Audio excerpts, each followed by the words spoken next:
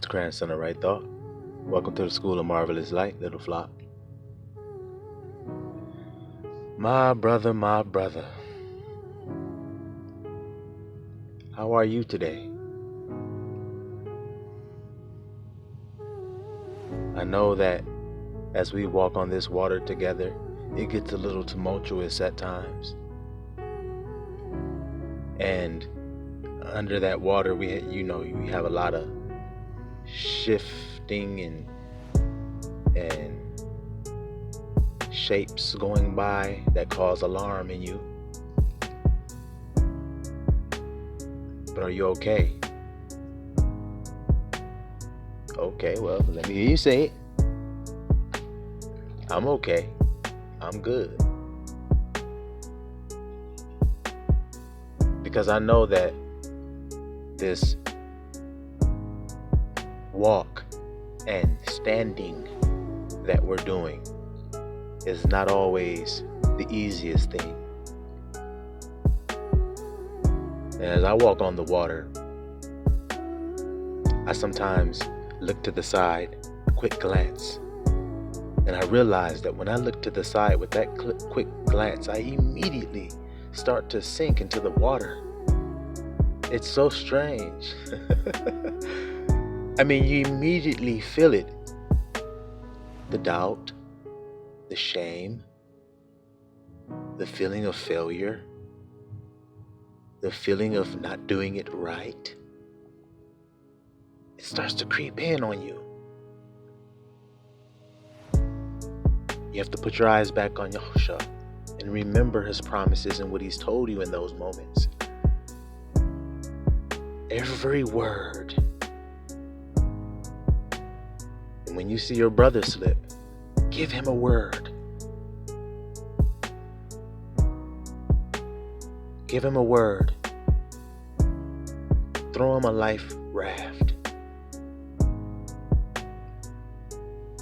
Give him some help when you see that he's drowning, falling down into the water. And we know that there are many wiles of the devil out there. Sometimes you will see a person come to the surface of the water and they're splashing around like they're drowning in the water. And you take your eyes off Yahushua and you look at them and you have compassion and you reach your arm to grab and they start pulling you down into the water. It was a trick. They were just seeking to deceive you. And they just wanted to disrupt your walk, your standing, and pull you down. But Yahushua reminds us, keep your eyes on me. Watch me. I save. Let me save. Yahushua will always remind us of this.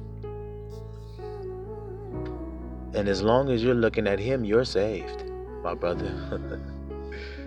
As long as you're looking at him, you're saved. Not the circumstance, not the mistake, not the perceived failure, not the perceived anything, because you're just the pot. Remember. So it's unwise for you to tell the potter what he has made. It's unwise for you to tell him what he has made is good or bad. We know not these things. So we keep our eyes on the Savior who saves. We don't take his eyes off of him, because the moment that we do, we'll feel it. We'll feel the sinking. And we'll feel our faith start to dwindle. Like Peter, when he called out and said, "Save me!" And Yahushua immediately reached out and grabbed him. And he said, "Peter, why did you doubt? You see, my beloved brother, do you hear those words of compassion and mercy and grace and truth? Why didst thou doubt? Why did you doubt? What causes you to become afraid? When I got your hand, when I'm standing right beside you, ready to save you. Like a loving father that takes his son to the water. And he puts him in the water and he says, swim, son. And the son is afraid. And because he's afraid, he starts to doubt. And he splashes and he flails about and he says, save me, Father. And his father grabs him and lifts him back up and says, why did you doubt? Fear not, little flock. Fear not. For he who saves us is mighty to save. So step out there, brother. Let's step. Let's step together as two bulls pulling this yoke that has been laid upon us, that is not grievous. It's not heavy. It's light and easy. It's loving you and you loving me. Unoffended. Unadulterated. Unchanging. Loving each other in truth and in grace as our Master had done for us. Securing one another, brothers.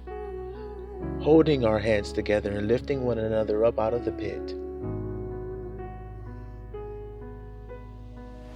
And if we look to Yahushua, then we will never err in whose hand we reach out for. We will never err. Because it will be Yahushua extending his hand through us. For we die daily, don't we, brothers? We die today. We give up our lives so that he can feel every fiber of our being. So that we can walk right, talk right, sing right, pray right, be right. And in doing so, how can the Father not be pleased with us if we have given up our lives so that he may live in us? That could only mean that he's unpleased with himself, and we know that that's not true. But let us be pleasing in your sight. Abba is self-pleased. I am. That's pleasing enough for me. And so it should be pleasing enough for us that I am what I am. I am what I am. And in being that, I die to it. All of you. Each and every one of you, if you be willing. Each and every one of you, if you be willing to just give it up. The doubt. To give it up today, brother. The shame, let it go today. Die to that old man of fear. Let him go and rise up on those waves and walk and step with us and walk right and talk right, to sing right and pray right. You hear me?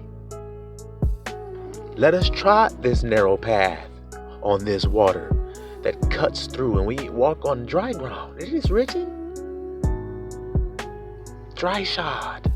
Our shoes will be dry as we walk. You hear that?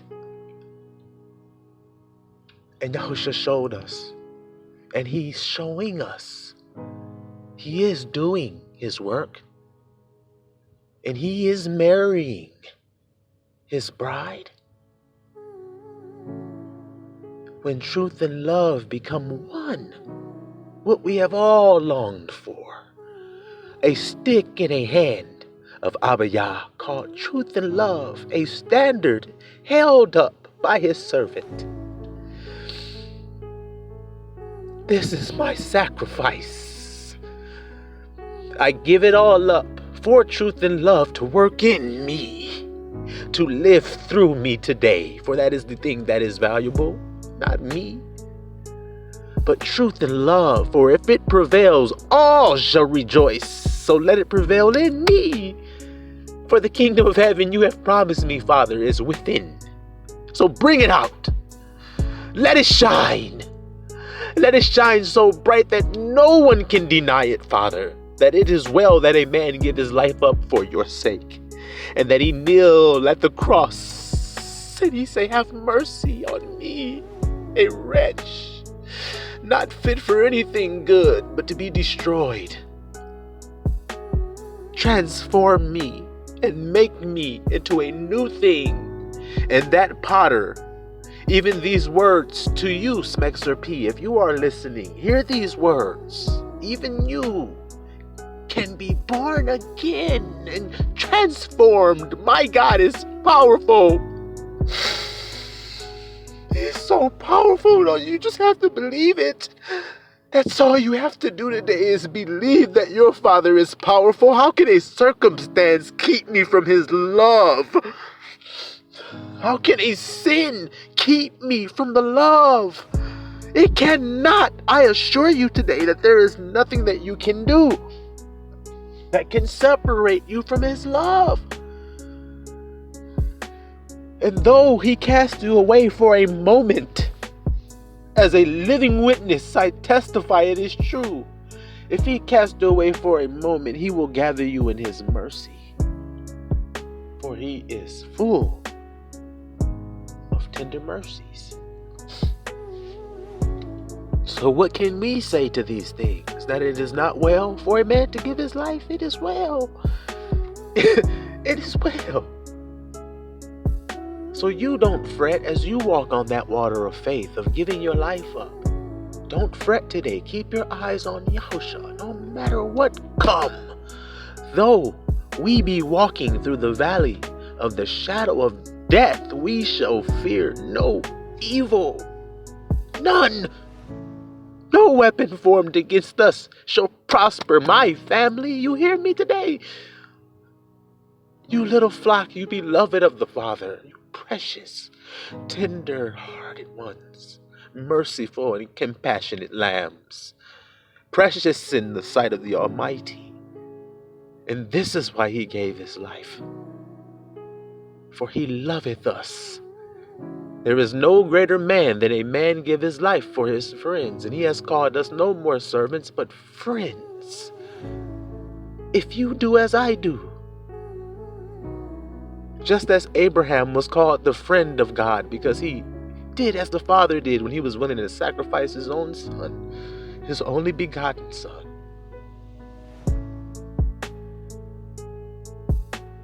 So you be willing to sacrifice yours and put him on that altar today and lay his body there daily and be prepared to plunge the knife into his heart, because the glory is that you won't have to plunge it. He will indeed give a sacrifice in exchange for the life that was laid on that altar willingly. I told you he will always honor self-sacrifice. He surely will, because he is a good God. My Father is. He's good to all. He's good to every one of you. Even y'all who reject him and hate him for holding you accountable and asking you to come away from those dark deeds, even he loves you. When you don't believe he does, then why do you hear the voice calling you away from him if he's not loving you? Why is there a restrainer if he don't love you, pulling at you, saying, no, son, don't go that way. My child, don't do it. Do this instead. This is better. This is the better way. And don't feel like because you chose the better way, that makes you better. You have sacrificed yourself so that the better way can be performed through you now.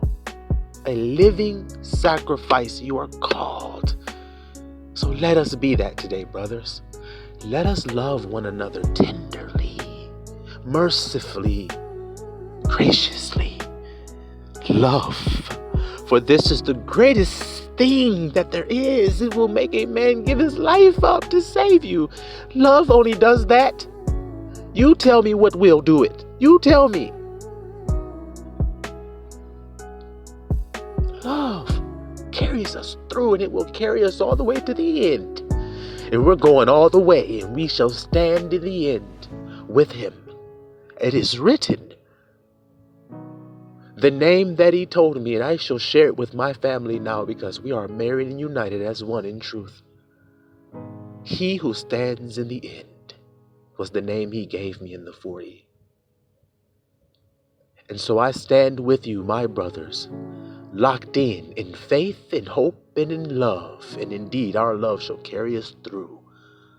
Siloam, little flock, you are loved today.